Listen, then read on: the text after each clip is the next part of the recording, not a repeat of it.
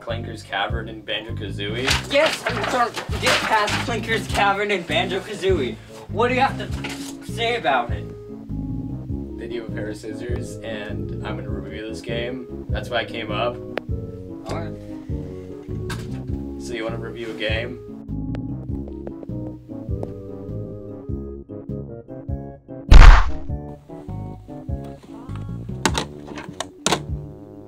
The N64 was a system bursting at the seams with some spectacular 3D platformers. At the top of that list, of course, is Mario 64. Below that, however, there are quite a number of other very enjoyable options.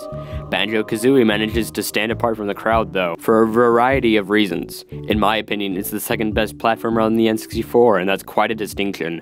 Even now, with newer games for newer systems, it's still one of the best ones out there. Banjo Kazooie is a story of a bear and his bird. Banjo is a bear and he is joined by his friend Kazooie, who has taken up permanent residence in Banjo's backpack, which he carries with him wherever he goes. Banjo is resting peacefully in his bed, with Kazooie in her bag hanging from a coat rack. When outside, there's a loud commotion. It seems like an evil and rhyming witch has become jealous of Banjo's sister's beauty and desires to steal it and make it her own.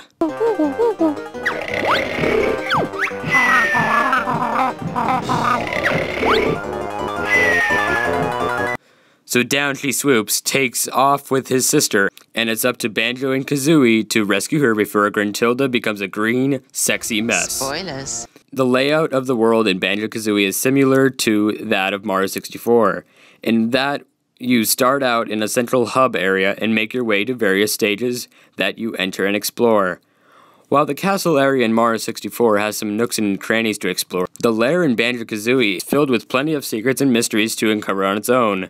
Even before you enter the stages, you can have plenty of fun just wandering around in the main area, just seeing what you can find.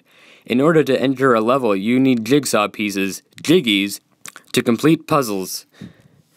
You'll come across a puzzle missing a few pieces, and you'll need enough pieces to complete it to open the level. The first level's puzzle only requires one piece, which you find outside. After that, though, you'll need to find the other pieces inside each of the levels.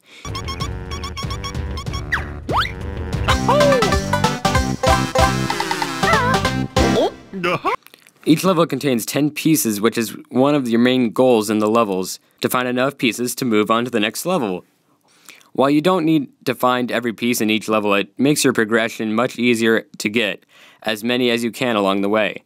As well, each level contains 100 musical notes. You will need these notes to pass by certain doors which will block your progress in the main area. Again, you'll likely have more notes than you need just in the course of going through the level and getting jiggies. But it's fun to explore every inch of the level, tracking down all of the notes.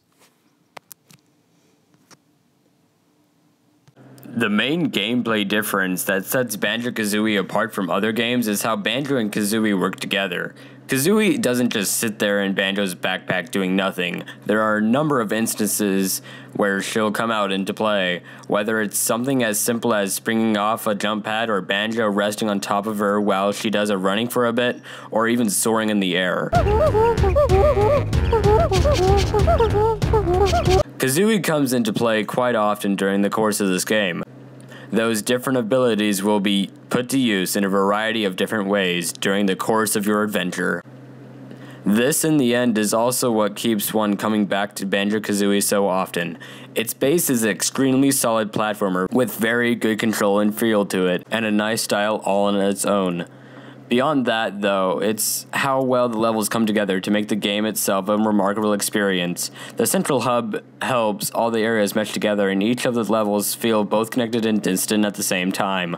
While one certainly doesn't have to explore every nook and cranny in order to complete the game, there are a number of things to find, which will keep one coming back until you find everything. Even once you do, this is such an enjoyable game that even with everything, it's still fun to go into a level and wonder just exploring and having fun, which I think video games are really meant for.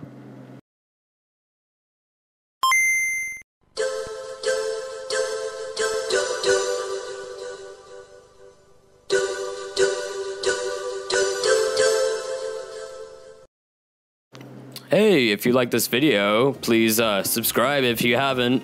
You know, YouTube like made a button. It's called the subscribe button. If you want to watch me rob a house, please click right here. I did a collaboration video with Caleb from Rebel Films USA. See what I did there? Collaboration. Yeah.